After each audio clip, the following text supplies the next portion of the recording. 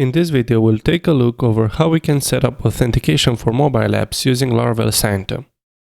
Obviously, the first step will be to install Laravel Sanctum. So we'll grab this composer command, open our terminal and run it. Then we need to publish the Sanctum configuration and migration files. So we'll grab the artisan vendor publish command. And finally, we need to run the migrations. This will add the personal access tokens table. Now, if we go over the documentation, there's an example we can use for mobile authentication. Let's grab it and paste it in our api.php routes file. Going to remove this and add this new route. Let's also import all the missing classes. And now let's create an HTTP test for this endpoint. But before we do that, I'll update the PHP unit config file to use an in-memory SQLite database. This will make our tests run faster and it won't mess up with our actual database records. Okay, now let's write our login test. So I'll go inside the test folder, feature, and rename this example test to login test. I'll hit OK, close this, move this to the right, and open the login test file. So what we need to test is that given we have an existing user, we can authenticate it by making a post request to this sanctum/token endpoint. The first thing we need to do is to make sure we always refresh our database. So we'll need to use the refresh database trait. This way we know we are always operating under a clean database. Let's remove this test and say login existing user. So we need to create a user.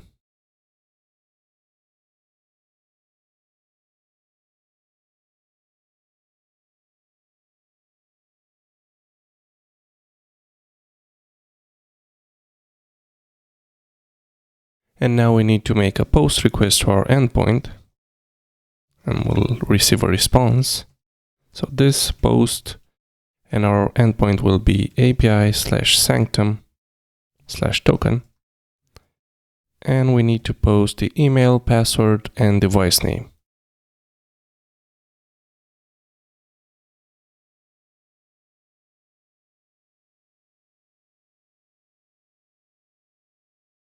To verify that our endpoint works, we need to make sure that the request was successful.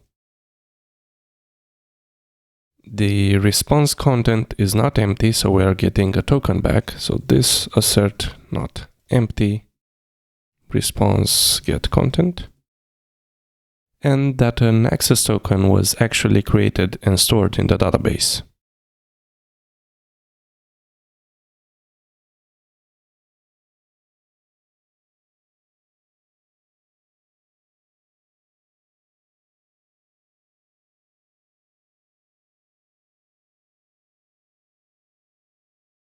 So what this will do is it will create a token named based on whatever the device name is for the user, and that will be saved as tokenable type being the user class and the tokenable ID being the user ID.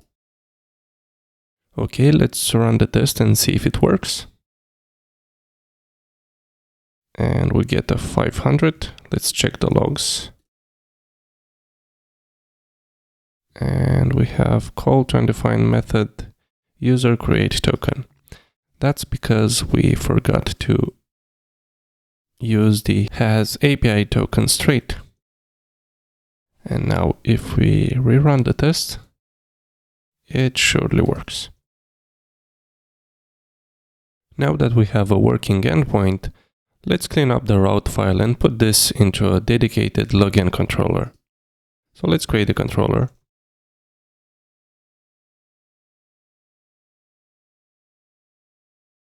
And grab everything here and point it to login controller, login action. So the Sanctum token endpoint will call the login action on the login controller.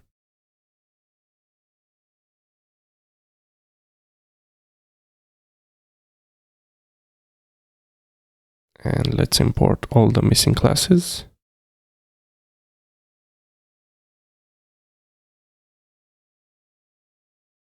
Run the test again. And everything still works. One thing I also want to do is to rename the endpoint to just login.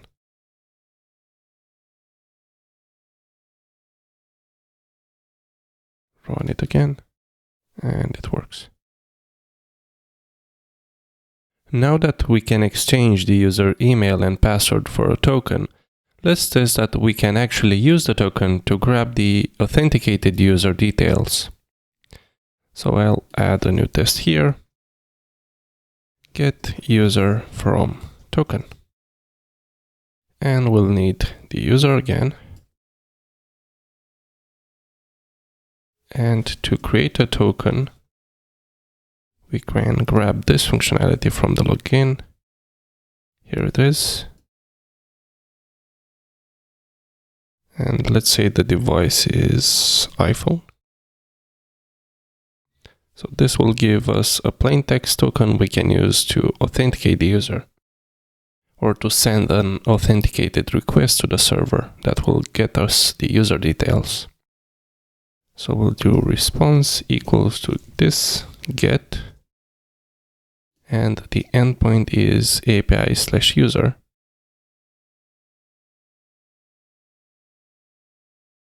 And to authenticate the request, we need to pass in an authorization header.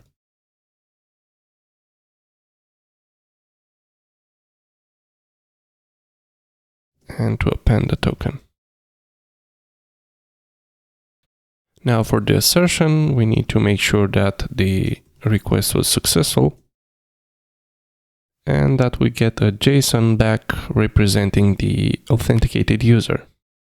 And we can do that with response assert JSON. And we can pass a callback with an assertable JSON object. And here we can do something like JSON where email, and let's say that we should be missing the password, and ATC. The ATC is for the JSON will return much more details than the email name and other stuff. So ATC basically says we might also receive other fields, but we don't really care about those. Let's run the test. And is failing. Check the logs. Login not defined. Oh, this is because we also need to add the proper middleware to authenticate the user. So here we need to use Auth Sanctum. Let's run the test again. And it surely works. So we have a way to log in, and we know we can exchange the token for the authenticated user. Let's work on the registration endpoint. I'm going to create a new test file called registration test. And rename the class, remove everything inside of it, and create a test for the registration. Register new user. What we need to do is to send some data to the server and then assert that the user was indeed created. So we'll do response equals this post. And let's say our endpoint will be API registration. And we'll post details like email, name, password,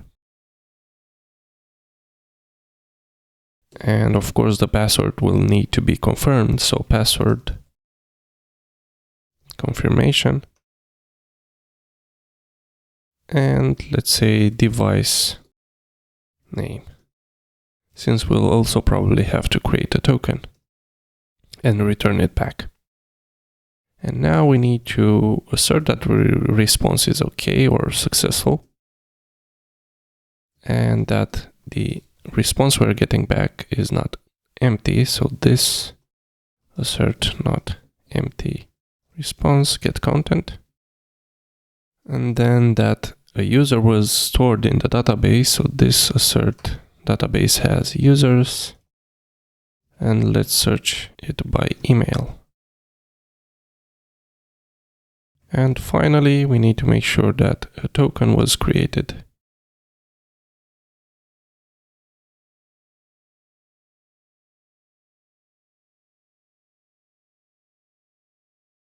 So we are posting the data to the server, and then we expect that the request was successful and that we received something back, and that the database has a user with this email and a personal access token with this name. If we run the test, it will surely fail because we don't have the endpoint, but let's add it right now. We'll have register, or registration, I think. Registration. And let's use a closure for now. And what we need to do is to create the user. So user create, and we'll pass it the name, which will be request name, email, and password, but we'll need to pass this to a bcrypt function. And as we said, we need to return the created token. So create token, we'll grab the device name from the request and call the plain text. If we run the test again, it should pass, and it surely does. Let's add some validation. Request, validate. And the rules should be name is required,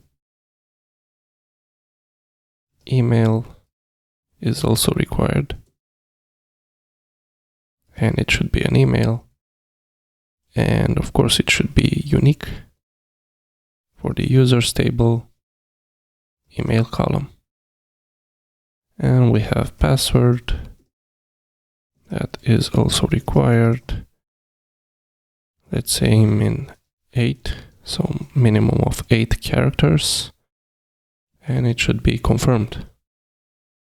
So the password must match the password confirmation field. And then we'll also have device token that should be required. And if we run the test again, it fails because our password is too short, so we have 6 characters. We need 8, so I think password is 8. Yeah. Run again.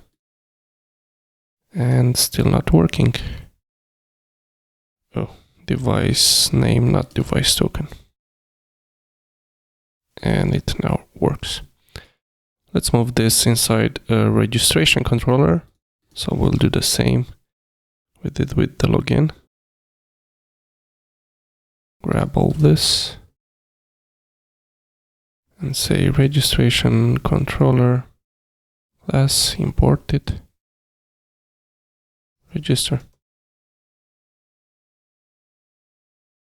Go here and call this register. And to verify that everything works, run the test again. And it surely does.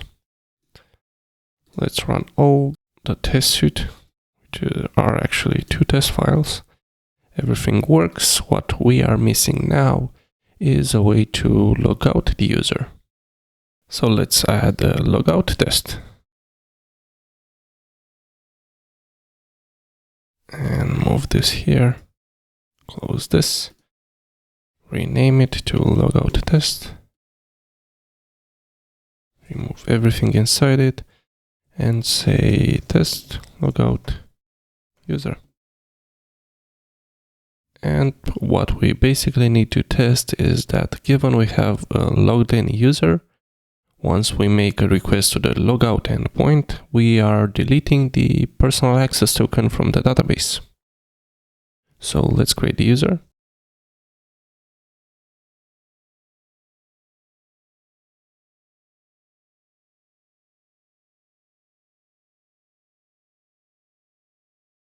And let's grab a token. So we'll create a token for it. User create token. And as I said, we need to make a request. This post to, let's say, API/logout. And to pass the headers, I think is the third argument. So yeah. So this will be the body and this will be the headers. And here we need authorization and append the token. And we need to make sure that the response is successful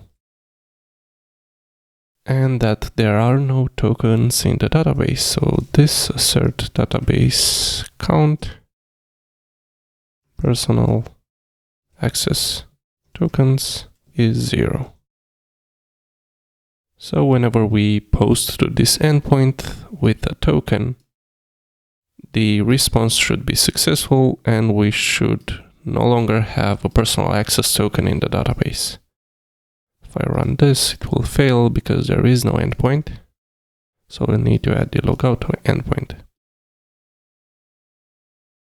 We'll go here and say route post logout function. And what we need to do is to grab the user from the request and grab the current access token and delete it. And of course, return. And this should work. Let's run the test. And of course it doesn't, so we get a 500. Laravel log, call the member current access token on null. So the request user is null. The reason for this is that we don't have the Sanctum middleware to detect the user based on the token. So the easiest thing to do is to grab this from here and I put it here. And now if you run the test, it works. But to make it easier and nicer for us, we can create a route group. So route group that will share the same middleware. Auth Sanctum. And then we can place all the routes here. So we'll have a route. And we can grab this and say route get user. And do the same for this one. Route post to logout. And now if we run the tests, everything should still be working. And it is. Finally, let's create a logout controller. So we'll do the same thing here. Logout controller. Grab all this. Logout controller class. Import call the logout method.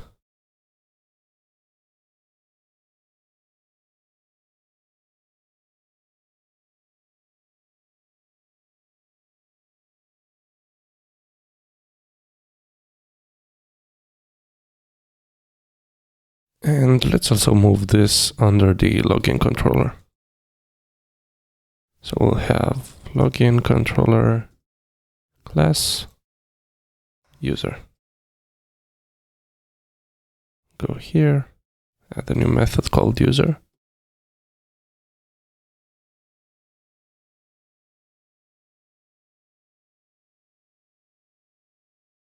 And everything should still be working. So if I run the entire feature directory, all tests are passing. And that's pretty much it. We have a way to log in the existing users, allow other users to register, use the token to get the current authenticated user, and of course log out from the application. That's how you can set up mobile authentication with Laravel Sanctum. Don't forget to like the video and subscribe, and click the bell button. Bye!